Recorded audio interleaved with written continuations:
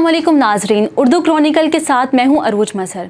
आज हम बात करेंगे भारतीय वज़ीर आज़म पर मकबूजा कश्मीर के गवर्नर सत्यपाल मलिक की तरफ से लगाए गए इल्ज़ामात के बारे में। जी हाँ, भारतीय सियासतदान और मकबूजा कश्मीर के साबिक गवर्नर सत्यपाल मलिक ने भारतीय वज़ीर आज़म नरेंद्र मोदी पर इल्ज़ामात की बौछार कर दी। उन्होंने अपने एक इंटरव्यू में कहा कि मुझे डर है कि मोदी कहीं राम मंदिर पर हमला न करवा दें या किसी बीजेपी के आदमी को ना मरवा दें। इलेक्शन जीतने और हालात बिगाड़ने के लिए मोदी किसी भी हद तक जा सकते हैं। सत्यपाल मलिक के इंटरव्यू ने एक नया पंडोरा बॉक्स खोल दिया। उन्होंने कहा कि जो पुलवामा करवा सकता है वो कुछ भी करवा सकता है। याद रहे, पुलवामा हमले का जिम्मेदार भारत पाकिस्तान को ठहराता है, लेकिन सत्यपाल मलिक का कहना था कि पुलवामा हमले के पीछे मोदी का हाथ है। उनका मजीद कहना था कि वो अपने आप को सबसे बालातर समझता है और वो गलत रास्ते पर है और उनको हुकूमत से चले जाना चाहिए, वरना वो इस बार इलेक्शन में जीत नहीं पाएंगे। उनका मजीद कहना था कि वो खुद को सबसे बालातर समझता है और वो गलत रास्ते पर है। उन्हें हुकूमत छोड़ देनी चाहिए, वरना वो इलेक्शन जीत नहीं पाएंगे। ये थी अब तक की वीडियो। नेक्स्ट वीडियो में फिर मिलेंगे, तब तक के लिए अल्लाह हाफिज।